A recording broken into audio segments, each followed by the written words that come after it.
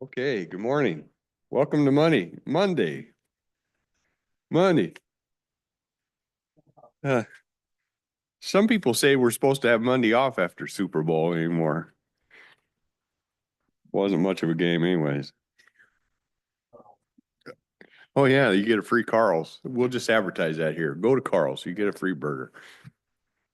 Okay, we'll just head right down our list. I see you have emergency management to start with. Yes, I think Larry's going to join me. And then do we have a slide?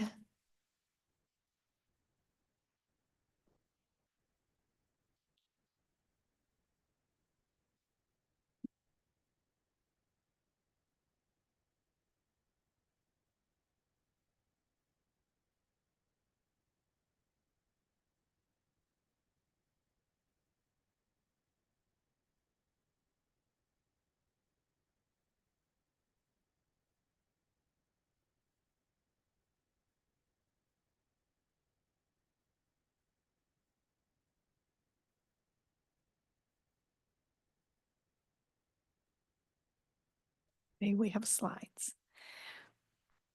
All right, so this emergency management, we have this will be the first one that we're showing with January transactions. We printed it off. We pulled the numbers the 1st of February, and so it includes just the month of January only. So for emergency management, we have a budget for intergovernmental of $120,908, and we've received in the month of January $29,743. And this is related to grant activity. Goods and services, we have which is the largest revenue budget category, is at 409,763. And we have not, our first quarter billings have not come in yet. So we expect those to be posted before the month of March. So probably by our next financials. And then miscellaneous is basically primarily investment income, and it's budgeted at 14,300. So we don't have a lot of activity for this month. We do expect this department will have a budget amendment due to grants, a 2024 grant that's carrying over into 2025. Is that 29, is that the one you got for Longview's cold weather shelter? I believe that's correct, sir. Okay.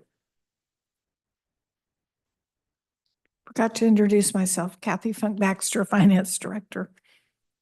It is definitely the Monday after Super Bowl.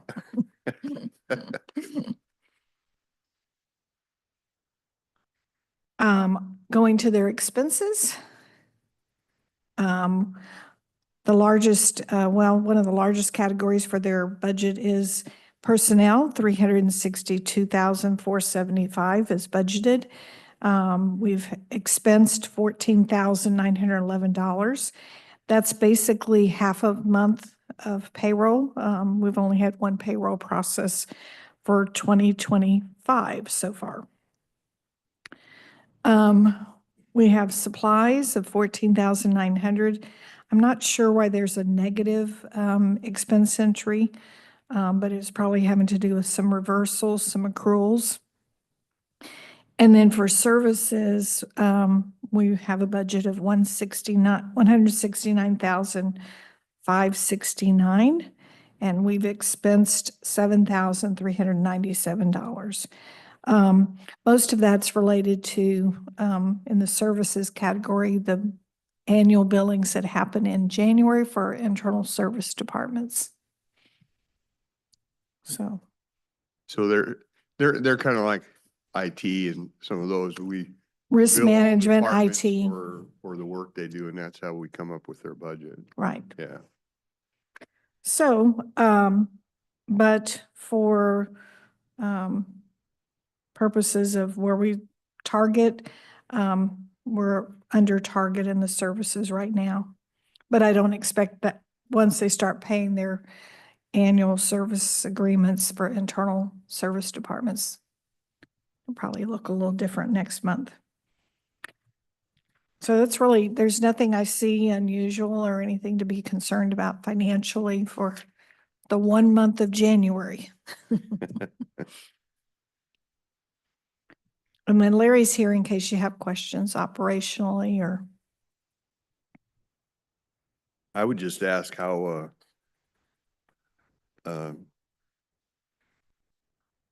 how's the cold weather sheltering going for Longview? How's that working out? As we've been told, they seem to be up and running well with their new location, and they've been active most of the month of January, and they will be active again this week as we anticipate temperatures down into the 20s overnight throughout the remainder of this week.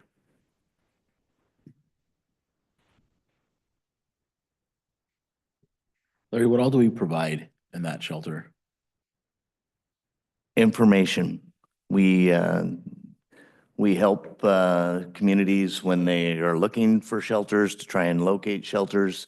As we see grants that come through, pass-through type grants, we try to assist them with those. But as far as we don't provide staff, we don't provide product or locations.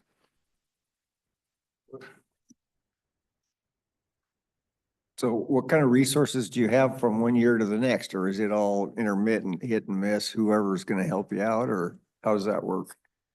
Again, shelters are not ours. They're not, we don't own them. We don't Right. anything of that nature. We assist, just like with an emergency response, fire, police, public works, things of that nature. We will be there, what do you need? And we'll try to support them from finding resources or things of that nature. But we don't actually provide, like I say, we don't provide the building, we don't provide the people. We try to provide the information so that people that are looking for shelters are able to locate them. Okay, so let me try that again. Okay. I know they're not your resources as that you own them, but as far as you getting the information about what resources are available or what places are available to be used as a cold weather shelter, how do you get that information? And is it basically the same places every year? Typically, it has been, yes. This year was different because the Kelso Longview Ministerial Association used to run the shelters, and they were over, the last shelter was over on Nichols Boulevard. But that had been 5 years, and they said they were done. It was time for somebody else to do it. And that's where the city of Longview stepped up with the shelter at the McClellan Art Center. City of Kelso has one across the road here. That it's not City of Kelso, it's the I believe Kelso Christian Academy that is providing that shelter and the staffing. So does somebody manage, keep track of, well, this shelter's got 120 beds and it's full, there's no room left there, you got to go someplace else? Does somebody manage that or keep track of that at all, or is it just hit and miss? They manage it themselves. They do provide us information when there is either they're spooling up, or in a case where they were over full, they would probably notify us, but that's not a guarantee. Okay.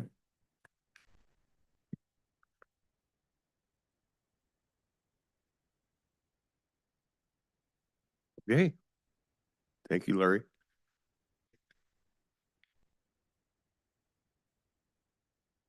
Parks and Rec. Yep, Parks and Rec.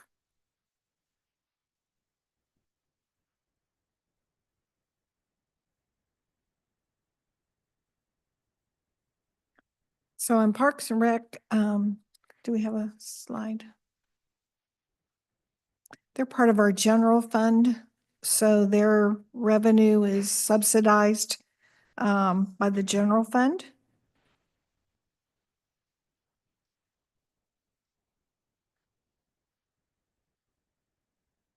Okay, so on their revenue, they have miscellaneous, and this is primarily rental fees, I believe, or park use fees. Good morning, Sean Rowley, Public Works. Yeah, so most of the revenue here on parks for miscellaneous is going to be rental fees. We have both pavilion rentals and tent rentals and RV rentals at Harry Gardner Park.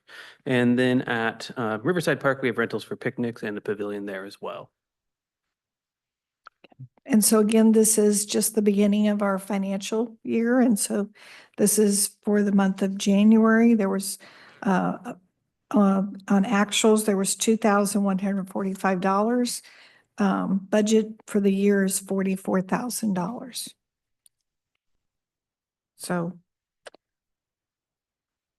not much activity there. On expenses,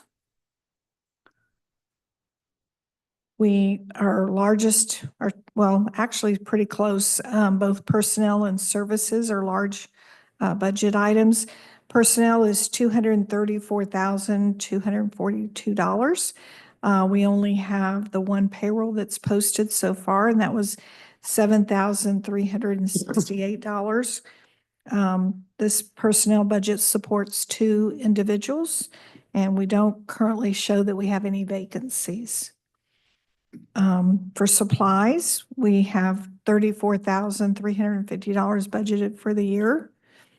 We have actuals for the month of January, $187. On services, we have budgeted $263,640, and we've expensed $42,616.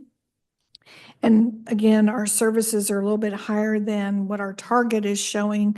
Our target is based upon 12 months, but we have our internal services that we paid. And so those are the full year billings. They're sent out in January. So there isn't anything that I'm seeing unexpected. Last year we had capital expenses. This year we don't have anything budgeted for capital.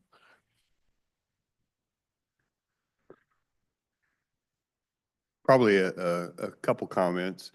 You look at the FTE, that's two FTE, you have 2 people, right, Alyssa? Yourself and one other person. And it stretches from Cougar to pretty much out, I don't know if you go beyond where I live, but Hog Island, that little park there. So they stretch across the whole county and do a lot of work for two people. Yeah. Luckily, you've allowed us to bring on summer help during the summertime as well. We've had 3 in the recent years, and those have been invaluable as well. During the busy months, yeah.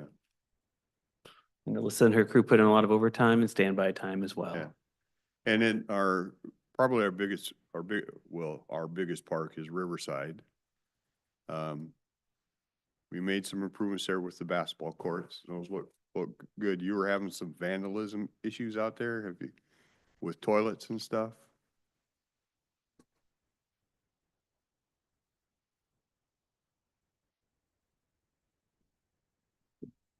Good morning. Our vandalism has dropped drastically compared to the last time we talked about it. Hopefully that continues through the year. Good, So, okay. Do you know why that has happened? Any idea? our guess is there's been a few people that were arrested, that live next to the park that we suspected may have been contributing to the vandalism. I think arrest is a great deterrent. Yes, it is. Okay, thank you.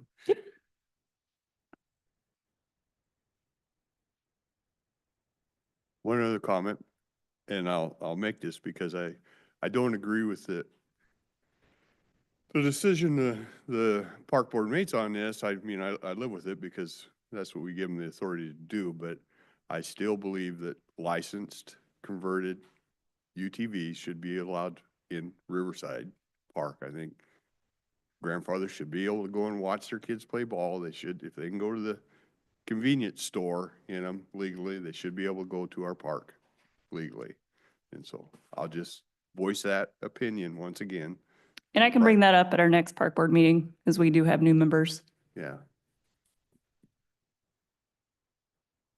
Other than that, I think you guys do a wonderful job for the Spana area. I mean, last year we threw in the Cougar Rest Stop on you, which wasn't easy, so we do appreciate what you do. Yeah.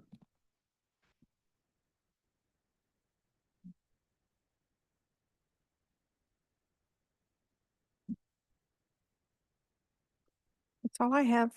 Okay, These are only two departments. let me go through my miscellaneous list has been piling up here. The chamber sent me a note. Dennis used to be our person that sat on the chamber's board, and they're looking for one of us to replace him. They meet the third Tuesday of the month at Kelso Elks, which is right over here, right? Yeah. You want to be on that?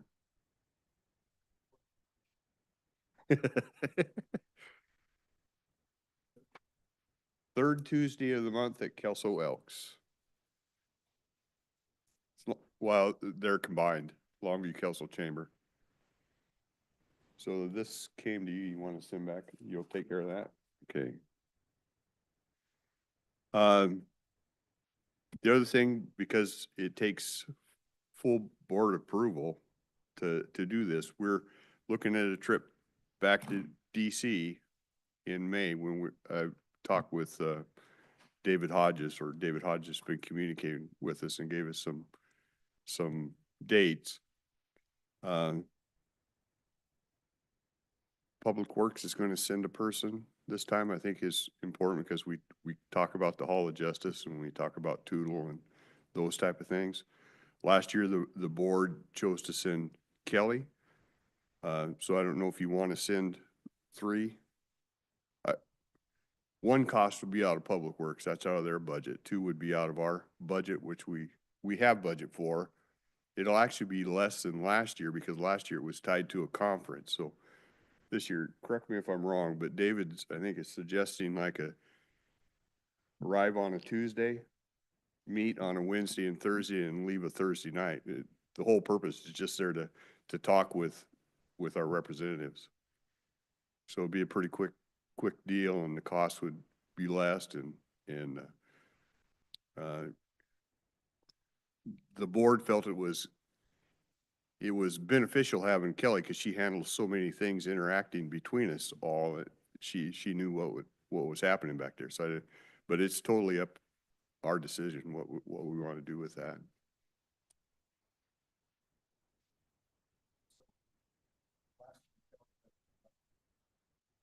Yeah.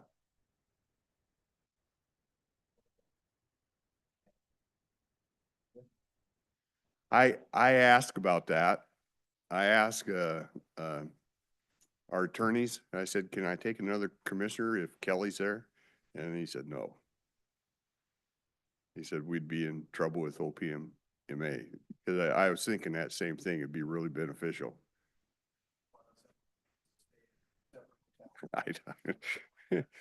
Yeah, I know it. It's goofy. Yeah. So, but we've trimmed this down so it's not part of a conference. We're not paying any conference fees or the extended hotel things, because I think it's beneficial that you guys get out there too and work with David and find another set of dates and do the same thing. It doesn't hurt for our representatives to see us throughout the year.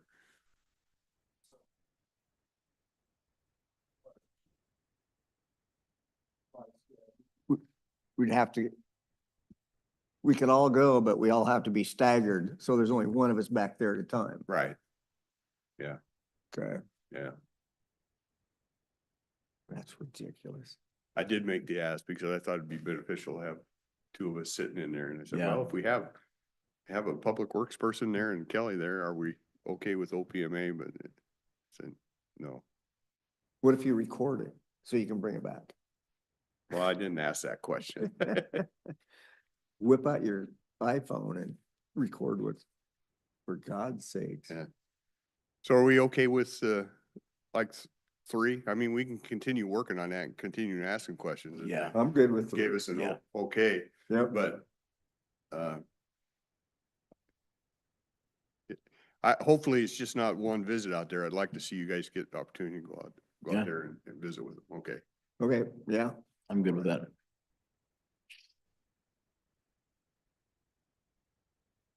I got those 2 done.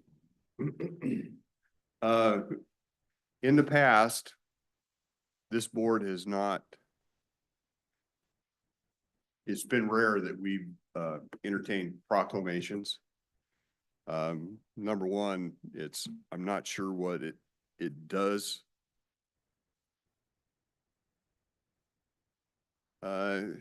We expect that kind of behavior all the time from people. I don't know what a proclamation, what makes a difference.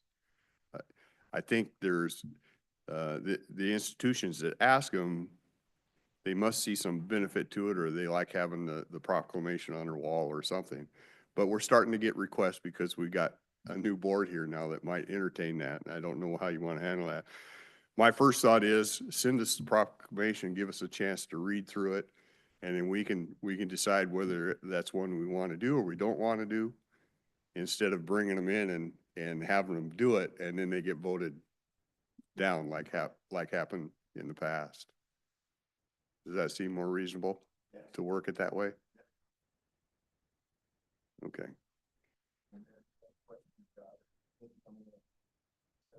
Yeah. Or if there's things we don't like what we're seeing. There was one that I heard last year, and I don't need to say who it was. It just had all these facts and figures. And my first question is, where'd those come from? You know? So is that, you understand, if they send us what they want, we'll take a review and get it decided before they ever come in. Okay. Do we currently have some that people are We requesting? have, we've received, Mike Wallen sent one in April is Fair Housing Month. Emergency Support Shelter sent one, get a proclamation for Teen Dating Violence Awareness Month. So those are the 2 we've seen. Who sent that one? Emergency Support Shelter. It's teen dating. Teen Dating Violence Awareness Month.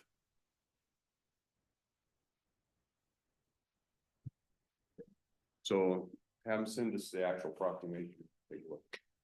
Okay.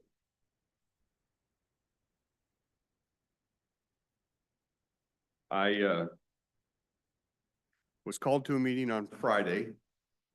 Got time. The Humane Society stuff. And it was, City of Longview called it. They asked me to come over. Sheriff Brad was there. Castle Rock, was there. Kelso was there. They're just trying to get a handle because nobody's really kind of talked on what the contracts were, and just kind of get an idea of what as a county, where do we want to go with this thing? Because everybody's feeling the same thing that we're feeling, that we're okay with this year's deal, but next year's deal could be way different. Kelso, Longview did the same similar ask to us. They wanted a multi-year deal, and it was a hard no. So I don't know that we'll get any of that, but this group come together and they said, where do we want to go down the road with this? Should we start looking at how we could provide our own shelter as a county-wide with the cities contributing, or what do we want to do? Just live with it and cry tears when the fees keep going up. So the group kind of decided, well, we're probably stuck signing whatever contract. We'll do the best we can. We're probably stuck signing one contract, but we would like to work as a group in the future. And even if it's a contract, maybe do a contract for the county and everybody has an ILA type thing. That was one of the thoughts. And the other thoughts is start to investigate what it would cost and where it could be located for us as a county-wide to house a shelter. For example, one of the thoughts is out in the gun range area, maybe we can build a metal building type thing. So it seemed to be that the consensus of the group was to head that way, and they have another meeting scheduled for, I think, March 18th. They have me on it. I don't need to be married to it. If somebody has a real interest to that, I'd certainly pass that along, but I don't mind doing it. I'm just telling you, I don't need to be married to it. Sheriff Brad, I think, is going up this Wednesday or next Wednesday. Thurston County took it over in their area, and he's going up to look at what they built for a shelter and how it operates and stuff. So that's kind of where that's at. I'm just letting you know. Oh, well, I was gone last week. I got to thinking about a young lady that I know was heavily involved with animal shelters in Wyoming and here. She actually worked at the Humane Society for a period of time. Ultimately, she quit here because she was very unhappy with the way it was being run They here. were doing it. And she went down and became a major, what do I want to say, upper level person in the ASPCA, animal, whatever that is. And in Dallas, Texas, which was the second largest one in the nation, I guess. Anyway, I talked to her about if she could get me some information about how the ASPCA worked and how that might be an option for the county. Yeah. She said that for what she knows, and she's lived in Cowlitz County for years, she said for what she knows about the county, she thinks it'd be ideal and was going to try and get me the information on Sheriff Arpaio or Apio, what I can't remember what his name Oh, is. yeah, out of, That started the Pets for Convicts or whatever that, Animals for Convicts. He got upset with his county and they built animal shelters in the prison or in the jail, whatever it was. And they took over the whole thing, and the convicts were taking care of the animals and saving the county thousands and thousands of dollars. She said she knew who to talk to. I haven't heard back from her yet, and I will contact her later today and see if I Yeah. can find out where she's at with getting that information. But that might be an avenue for us to look at also. that would be awesome because this group is just starting and trying to figure out which way to go, whether Yeah. they want to throw out an RFP for somebody else to do it or that type of thing, or build your own. Yeah, I think it's a great time for that type of information. Yeah, I right now, I'd like to see at least some competitive, people going after this thing rather than feeling like we're stuck on one set of tracks, got Yeah. nowhere to turn. I agree. Yeah, I actually called a couple of different counties to find out what they do. And two of our close ones here, Grace Harbor, they don't have Humane Society. They just contract with the city of Aberdeen. They're the ones that take care of it. The county doesn't, they just call the city and then they handle it. So there's a lot of different, and two of those counties do it that way. One of them, the sheriff's department handles it. Another one that I just called the people on one of the boards that I sit on to talk to. And I personally feel like if we can work together with the municipalities, we would be better off coming up with a program that we are all vetted in and have interest in. I think that would be the best way for us to handle it because it's obvious that the municipalities within the county want to be involved to do a better program than what we currently are being offered. Yeah. So I think it's in our best interest to do so. One of the other things, I had a conversation with two ex-employees from our Humane Society, and in that conversation, I mentioned the concern about larger livestock. If you have any cows or horses that get Yeah, loose, right. and what are you going to do? How do you deal with that? And they both said, you don't have to worry about that because if you're out in the country where somebody's horse gets loose, there's lots of people out there that own livestock. You start knocking on a couple doors, even if they don't own it, people will take it in until you find out who it belongs to or somebody comes looking for it. So typically that's really a simple answer for the larger livestock. But that's just another angle to look at, I guess. Yeah, Well, and I think if you look at it just from an economic standpoint, the amount of money that all of us are paying combined, if we pull that together, we could probably come up with one pretty awesome program and it'd be cheaper for all of us in the long run compared to what we're doing or what we're being offered right now. yeah, I think we should be able to. Yeah. I agree. And that, it sounds like we should have got together as a group way before this, but Yeah. they're certainly interested in now, so we'll just keep heading that path and keep everybody informed what we're doing, what's Yeah. going on. Are we under the gun to have to get something settled in We- the short term or? are we okay While you for- were out last week, we signed a resolution extending the date. Was it through the end of February? We were February trying- 28th. Yeah, so, what'll probably happen, I know Longview we'll be signing a 1-year deal since we've had this meeting. They're comfortable with where we're going, so they'll be signing a 1-year deal and then start with the work on this committee. And it'll probably, we gave Brad the authority to negotiate that, so I would expect it'd probably be a 1-year deal and we just try and work something out before the next year comes around. Okay, Where was Kelso at? Kelso's the same place. Okay, they're gonna Yeah. do 1 year and Yeah. then, Woodland had already signed and Castle Rock had already signed, so they're what they, Klamath doesn't do anything. They don't have many animals. And so what Klamath does is, they have, host families that take in whatever strays they have. Theirs are so few. They have enough host families that just take in those strays, so they don't have need for a shelter. Benefit of being in a small community, I guess. yeah, no kidding. Yeah. or they just handle it differently. Yeah. How But about- they were gonna, I think it was, Chris Collins from Longview was gonna reach out to them and see if they wanted to be part of the group anyway, just to know what's going on. Awesome. Okay, that's where we are on that. I think that takes care of my miscellaneous. Hey, we can, unless there's anything else, we can recess till 10.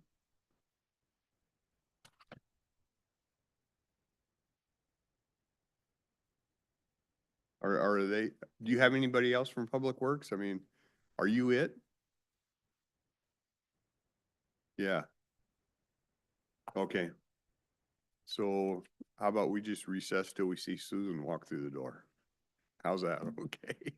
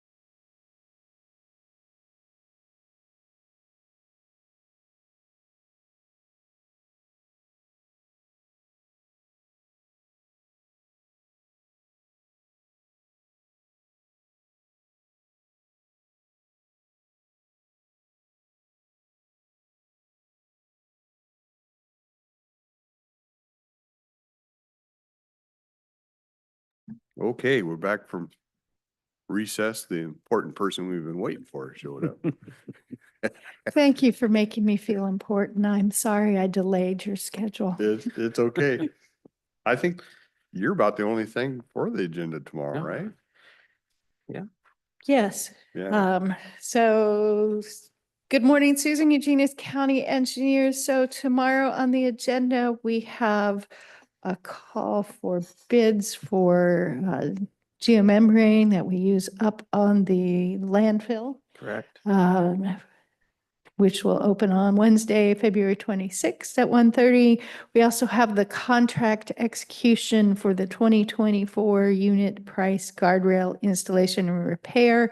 We discussed this a few weeks ago for the award, and they have returned all the paperwork executed on their end with their bonds and all the appropriate documentation. So this is where we go in and repair everything that's been hit by our lovely driving public.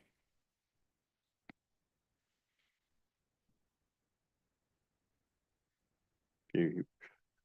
We approved that bid and then now they've completed all the stuff they need to do, giving us their bonding and all that kind of stuff. So now it's ready for just to sign the contract and move on. Sign the contract, move on. We have a pre-construction conference set up for them because they want to get to work right after President's Day. Get out there and start getting these things repaired because we have a lot this time.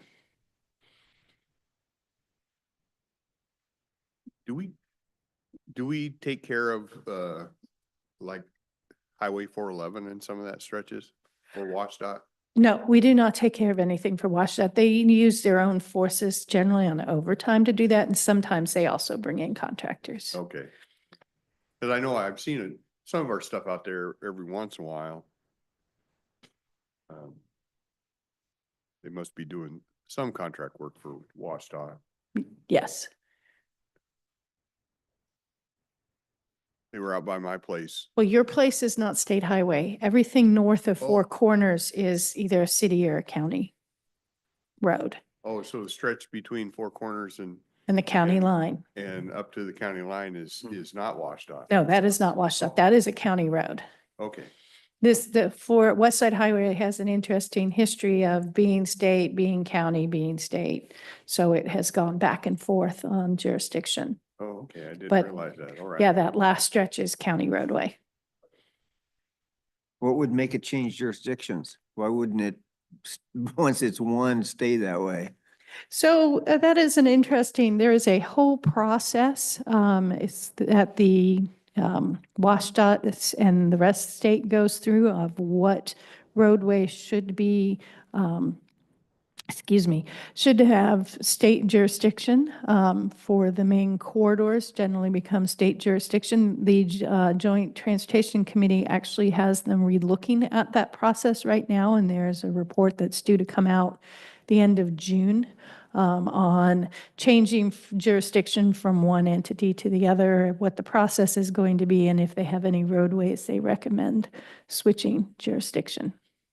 So is it up to them to decide whose jurisdiction it is? Or could we request that we want to take this back into a county jurisdiction, or we Oh. want you to take it over as a state? Do we have Yes, any? there's input? and that's what the study is on, how that process is going to be moving forward. There's an existing process, but they're looking to modernize that process. And that is what this study is going to show, that either they come out to the legislature and say SR 411 from Lexington to Castle Rock, that section should be county because the main movement is over the Lexington Bridge and using that as the state route, not going all the way up to Castle Rock. And because it was originally set up with Castle Rock as another connector to I-5. Right. So that could be something they come out with. But that is the things that they look at. Okay. Thank you.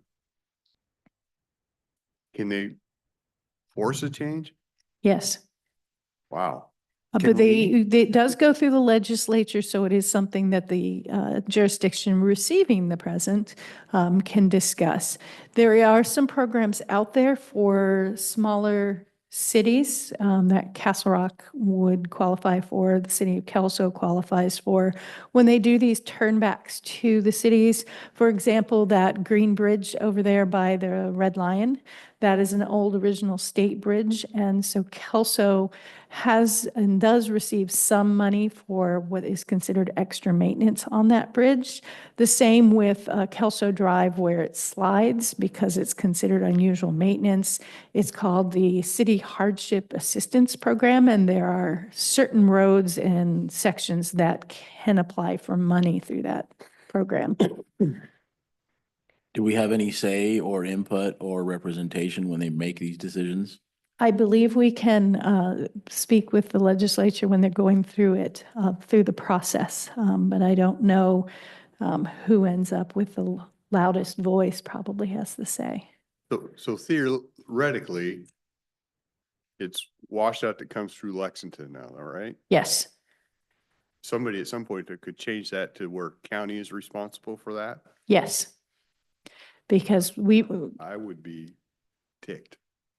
especially because they would give us their slide that we receive a lot of phone calls about, hey, county, why haven't you fixed the slide? And we always refer them back to Washtot. Yeah. Huh. Okay, didn't realize that. Interesting.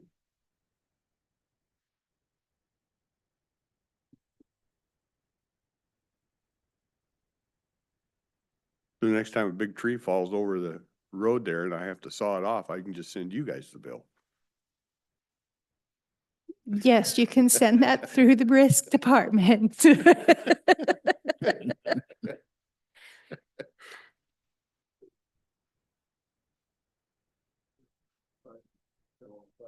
Yeah, well, there was, the last time we had a wind event, down by, the little park there, Hog Island Park, that was a pretty big tree that come down across there. I mean, it was pretty good sized. Big old fir. I didn't saw that one up. That was gone before I got down there.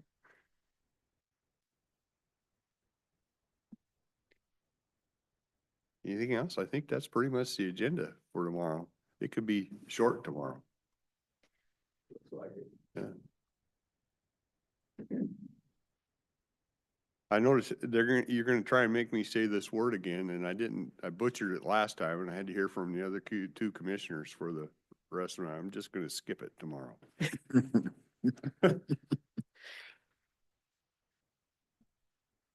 Okay, thank you. Thank you. I see we have Jessica. We can just move right in with you. We're good with that?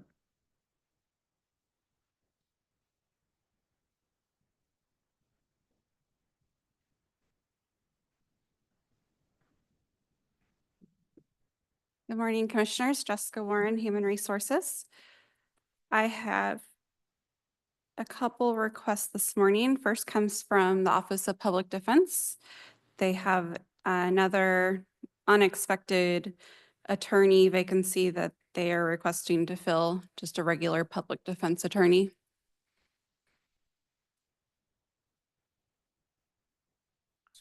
Yeah, that was my question. He is no longer able to practice law in Washington, so. It's So unexpected. unexpectedly, yeah. Good. Not anticipated. I'm assuming there's no remedies for the other person to practice law again. It must, I don't need to get into details, but I'm assuming Yeah, they looked at whatever they could. At this time, they're unable to practice law, so Okay, it'll be a vacancy for OPD. okay. We're good. Yep. Okay. And then the next item comes from Human Resources. My deputy director has put in her resignation. She has had some family changes over the past 6 months, so I'm unfortunately requesting to fill her position. Yeah, she did a good job for you. She did a very good job. It'll Yeah. be a tough position to fill. Yeah. Got any? it's probably not to ask you if you got any leads, but I'll be posting it externally, both externally and internally. So hopefully I get some good applicants. okay. All right. Thank you. And then the last item I have is a request for an executive session for collective bargaining.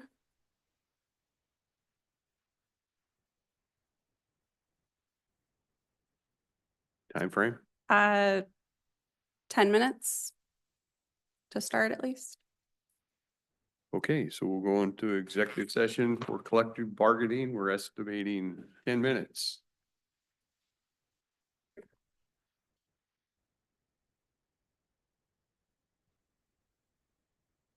Morning. Lynn, how you doing? I get loose here.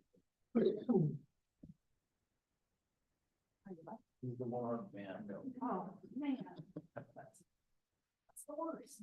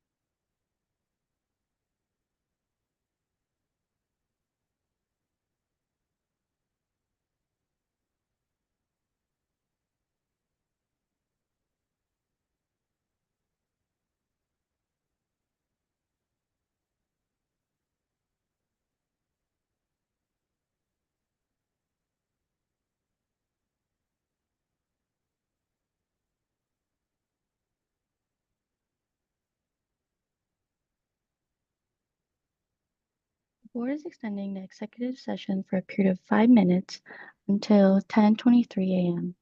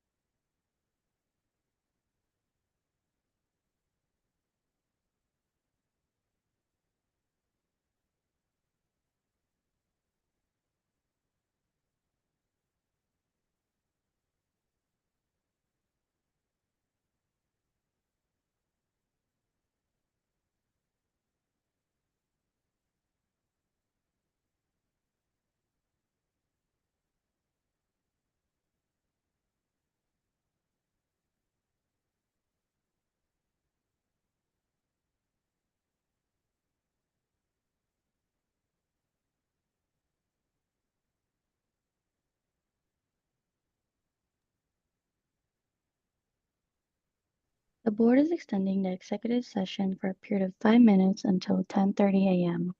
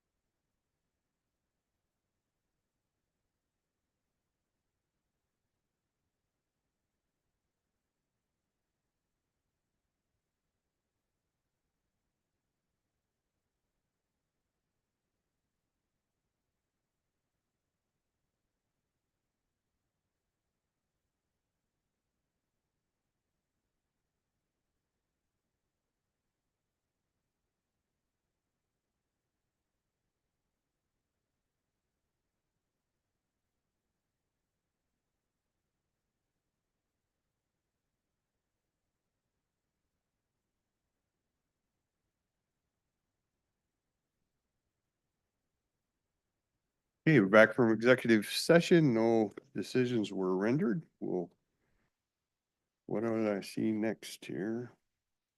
Boards and committees. We need to give the okay on some of these.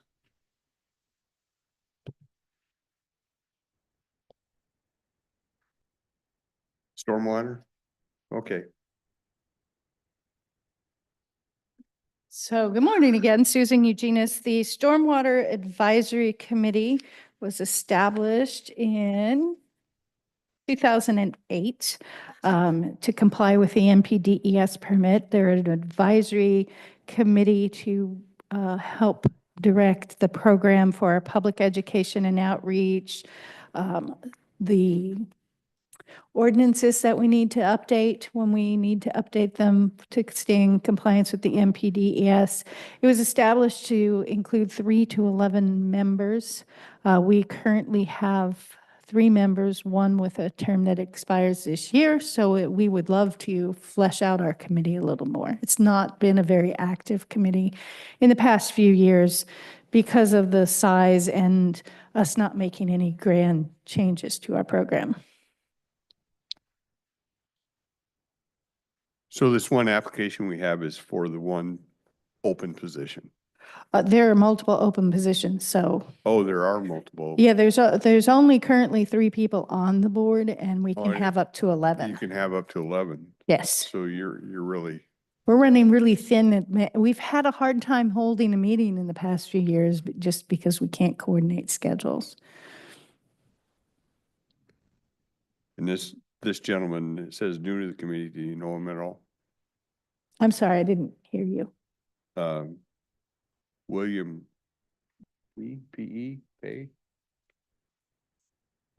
Oh, yeah, William Hoskins, yes. He's involved in the stormwater community. He's an engineer, Okay. and which is a good person to have on these committees.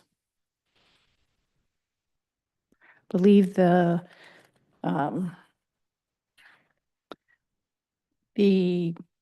resolution said it should include landscape architects, environmental science consultants, watershed council members, environmental or conservation groups, engineering consultants, transportation interests, development interests, large commercial facilities, related county or government agencies, or other interested stakeholders.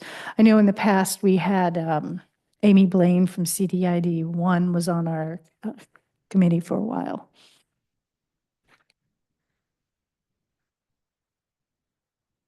I'm good with Mr. Hoskins. Okay.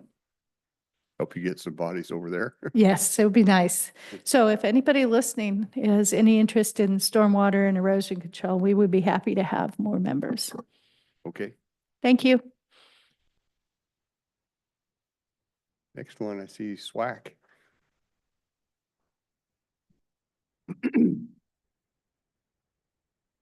I have a little handout on SWAC as well.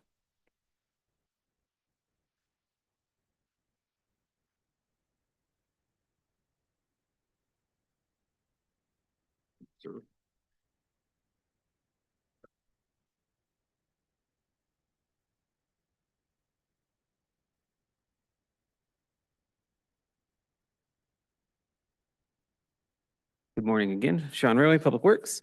SWAC, our Solid Waste Advisory Committee, is a creation of RCW. It's going to be 70A 205-110-3. We have a 9-member board. We do have 2 positions that are expiring on March 31st of 2025. And then we still have 1 open position for the agricultural division. SWAC itself, we don't have too many meetings on SWAC because we do have a long-term contract in place. Most of our conversations around rates, legislative changes, and then the update every 5 years to our, let me get this right, comprehensive solid waste and hazardous waste management plan. And that's in every 5 years that we update that and submit that to ecology. So those are the main roles that are taking place through the SWAC here. So they just act as an advisory committee when you need to do work with, it involves a lot of the landfill, right? Yep. Yeah, Landfill and transfer station. this is one of the committees that we got beat up on a little bit because they felt we weren't moving fast enough to fill some positions. That's my understanding, yes, sir. I remember. So the two that are coming up, are they reapplying? Do you know? I believe you have an application for one of those. The second one is John Brugman. I don't know if any communication has gone to him yet. Oh, I've known Mr. Hannon for quite a while. Yes, Greg Cannon previously represented the city as well for many years, and then after retirement, he's joined the board as a citizen. So he has a lot of historical and legacy knowledge there.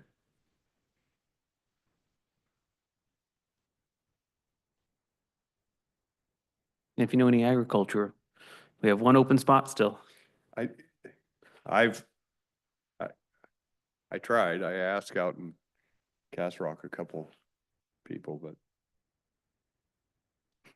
Next year will be a busy year, though. We have, I believe, 4 spots expiring in March of 2026. So that'll be a big year there.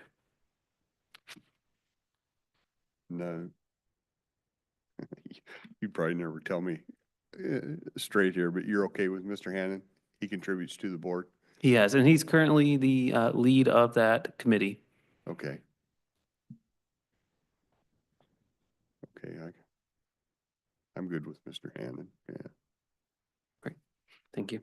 You see the other gentleman, he's put it in an app? Or I'm unaware at this you're time. unaware of what's happening, okay.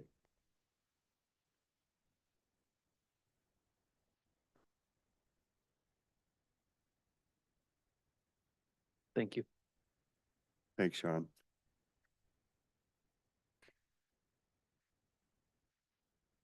And I think the last one we have is Yale Valley Library District Trustee.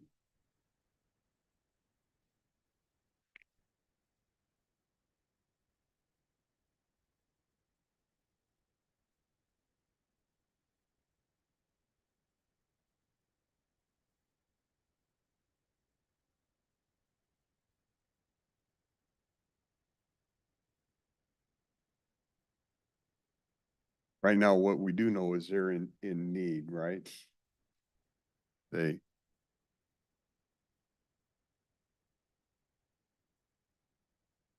we should let them be able to. Do we know how long they've been looking to fill this?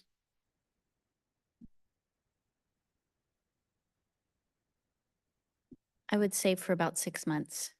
We put out a public notice to asking for people to apply, and that was probably in November, I believe, and we're just now getting an applicant.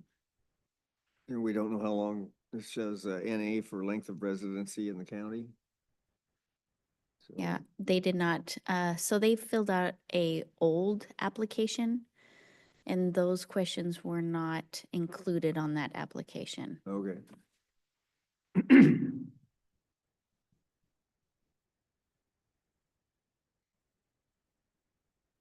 So we've put out a public notice, say that it's been open for 6 months and we have this person willing to do it. I think we're kind of there, right? Yeah. Mhm. Yeah, okay. Sounds like that's the way it is. Better than nothing. Yeah, Start from there. Find out if it's gold or. right, exactly.